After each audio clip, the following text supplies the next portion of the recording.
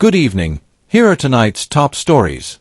Police are investigating the fatal shooting of a mechanic on Leopold Street, while a car accident claims the life of a West Coast Berbice resident.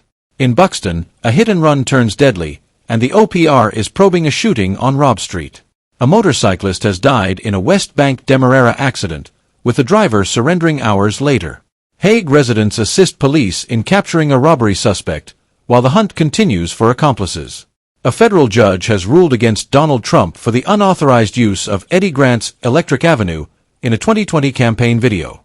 Finally, a peacemaker is fatally stabbed during Amerindian heritage celebrations at Kairuni. Stay tuned for updates.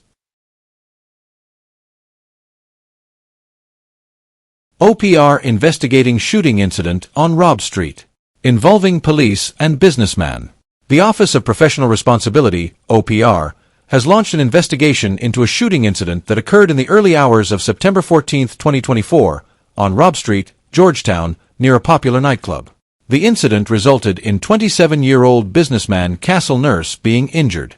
According to initial reports, the shooting took place at approximately 1:50 HRS during a confrontation between a police anti-crime patrol and two motorcyclists who were acting suspiciously around the Border Market area.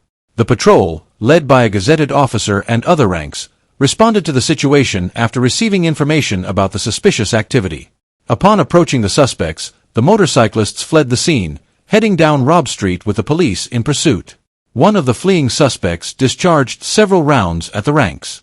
In response, one of the officers returned fire using his service pistol. Unfortunately, during the exchange of gunfire, Castle Nurse, a bystander who was standing next to his motorcar parked outside the nightclub, was shot in the right foot. He was immediately transported to the Georgetown Public Hospital for medical treatment, where his condition is reported as stable. The OPR is actively investigating the circumstances surrounding the incident, including the actions of both the suspects and the police officers involved. Further updates will be provided as the investigation progresses. Motorcyclist dies in West Bank Demerara accident. Driver surrenders to police hours later. A tragic accident on the West Bank Demerara, WBD, public road, has claimed the life of 27-year-old motorcyclist Reagan Martin. The driver responsible for the fatal crash turned himself into police custody this morning, several hours after fleeing the scene. The incident occurred at approximately 2:30 HRS today, Sunday, September 15, 2024, on the Versailles Public Road, in the vicinity of the health center. Reagan Martin, a resident of Lot 532 First Avenue, Parfait Harmony, WBD, was riding his motorcycle, registration number #CL4994, when he was struck by motorcar #PTT2444, which was reportedly speeding southbound on Versailles Public Road. According to police reports, the driver of the motorcar lost control and collided with Martin, who was traveling north along the western side of the road. The force of the impact caused Martin to be thrown from his motorcycle onto the grass parapet, where he tragically succumbed to his injuries. The motorcar continued to plow through bushes on the western parapet before coming to rest in a trench, partially submerged. The driver then exited the vehicle and fled the scene of the accident. Later this morning, the driver, a 34-year-old resident of Independence Street, La Grange, WBD, voluntarily surrendered to police, accompanied by his attorney. He is currently in police custody, and investigations are ongoing. Reagan Martin's untimely death has left family, friends, and the wider community in mourning. Authorities are urging motorists to exercise caution and adhere to speed limits to prevent such tragedies. Fatal car accident claims life of West Coast Berbice resident. The Guyana police force is investigating a fatal accident that occurred at approximately 3 a.m. this morning on the public road at Cottage, Mahakoni, East Coast, Demerara. The tragic incident resulted in the death of 28-year-old Colin Dowden, a resident of Lot 2 Bellevue, West Coast Berbice. The accident involved a motorcar with license plate #PJJ2006, driven by 23-year-old Shaquem Booker of Seafield, West Coast Berbice. According to initial reports, the vehicle was traveling east along the Cottage Public Road at a high speed when Booker lost control, causing the car to veer off the southern side of the road. The vehicle crashed into a concrete and mesh fence before colliding with a utility pole. As a result of the crash, Booker and three passengers, Ron Robertson, 36, of number 42 Village, West Coast Berbice, Colin Dowden, 28, of Lot 2 Bellevue, West Coast Berbice, and Tyrese McDonald, 17, of Seafield, West Coast Berbice, sustained injuries. Emergency services transported all 4 individuals to the Mahakoni Public Hospital. Upon arrival, Colin Dowden was pronounced dead by the attending doctor. The driver, Shaquem Booker, along with Ron Robertson and Tyrese McDonald, were treated and later transferred to Georgetown Public Hospital for further medical care. Dowden's body has been transported to Bailey's Funeral Home, where a post-mortem examination will be conducted. Investigations into the accident are ongoing, and the Guyana Police Force urges all motorists to exercise caution on the roadways, particularly when driving at high speeds. Police investigating hit-and-run fatal accident at Buxton. The Guyana Police Force is investigating a fatal hit-and-run accident that occurred around 11 p.m. on Friday, September 13, 2024, in the vicinity of Church of God Road, Buxton, East Coast, Demerara. The tragic incident resulted in the death of 62-year-old pedestrian Adri Slough, a resident of Lot 8 Vigilance South, East Coast, Demerara. According to initial reports, Slough was crossing the road from the southern side to the northern side when minibus #BAC 4129, which was traveling east at a high speed, collided with him. The impact dragged Slough approximately 100 feet from the point of contact. The driver of the minibus fled the scene immediately after the accident. Emergency medical technicians, EMTs, were called to the scene and, upon arrival, pronounced Slough dead.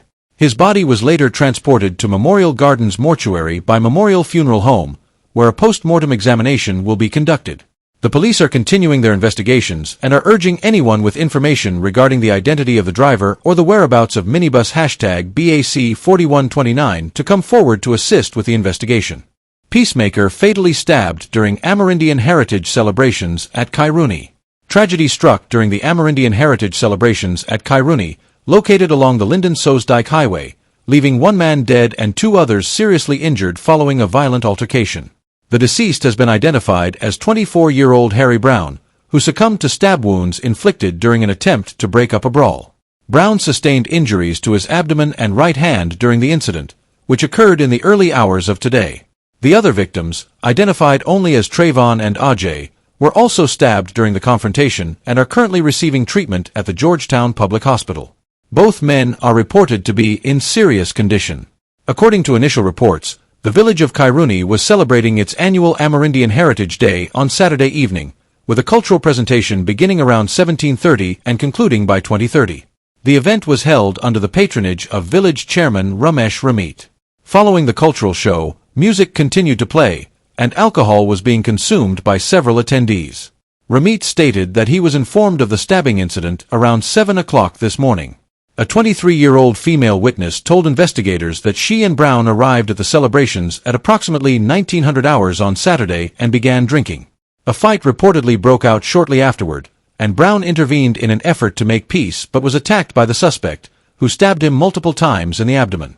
Trayvon and Ajay, who were with Brown at the time, were also attacked and suffered stab wounds to their abdomens. The suspect, who is also from Kairuni village, fled the scene following the incident. The murder weapon was reportedly recovered some distance from the crime scene. The police are currently conducting an active manhunt for the suspect, and investigations are ongoing.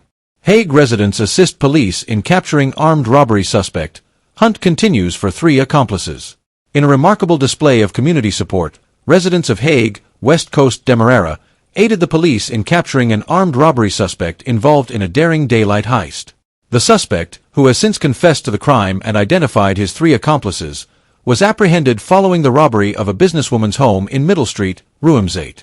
The robbery, which occurred at approximately 12:40 p.m. on Friday, September 13, 2024, saw 4 suspects, 3 of whom were armed with handguns, relieve the businesswoman and her 2 workers, both goldsmiths, of several valuable items, including gold jewelry and cell phones.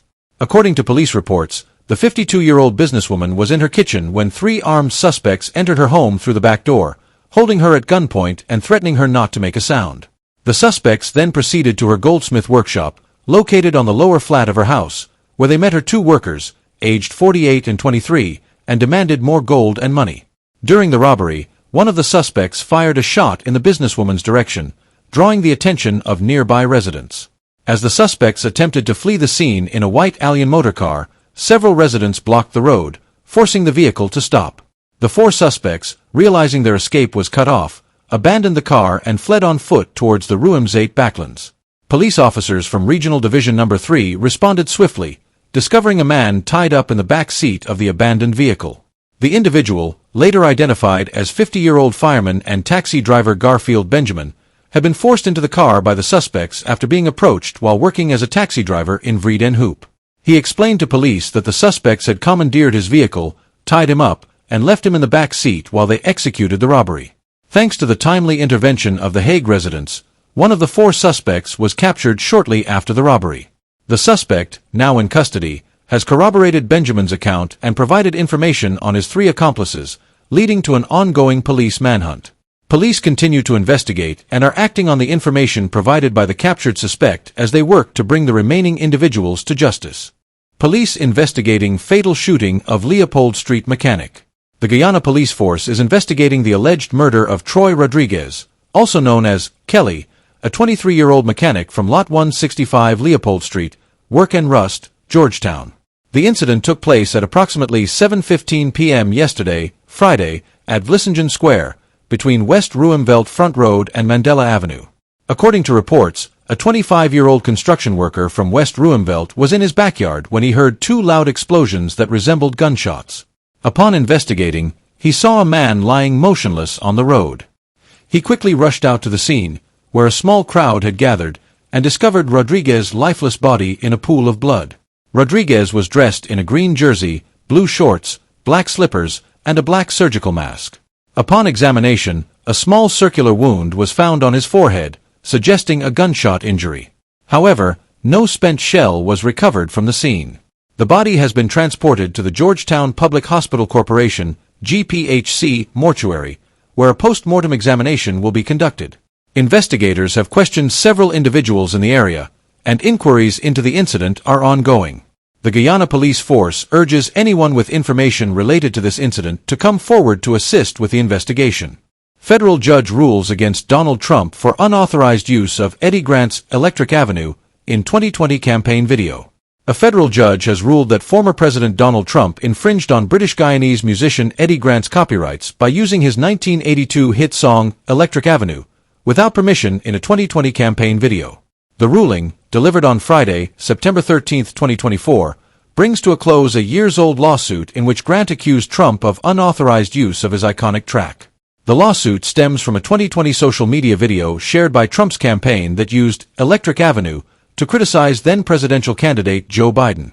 Grant, shocked by the unauthorized use of his song, promptly filed a lawsuit, asserting his rights as the creator of the popular track. In the ruling, U.S. District Judge John G. Coeltel rejected Trump's defense that the video fell under the fair use doctrine, a legal provision that permits the limited use of copyrighted works under specific conditions. The judge determined that the video had made no meaningful transformation of Grant's work, stating that it amounted to wholesale copying for political purposes. In this case, the video has a very low degree of transformativeness, if any at all, wrote Judge Coeltel. The video is best described as a wholesale copying of music to accompany a political campaign ad. Grant's attorney, Brian D. Kaplan, expressed satisfaction with the court's decision. As a staunch believer in artists' rights, Mr. Grant is gratified by the ruling. The decision reaffirms that no one, not even politicians, is above the law when it comes to copyright infringement, Kaplan stated. While the ruling establishes Trump's liability, it does not yet determine the amount in damages Trump must pay Grant. That will be resolved in future court proceedings. This case is just one among many in which Trump has faced backlash from musicians over unauthorized use of their music during his campaigns. Over the years, artists such as Beyoncé, the Foo Fighters, and Celine Dion, as well as the estates of Sinead O'Connor and Isaac Hayes, have either protested or taken legal action against Trump's use of their work. For now, Grant's victory stands as a significant moment in the ongoing fight for artists' rights and their ability to protect their creative output.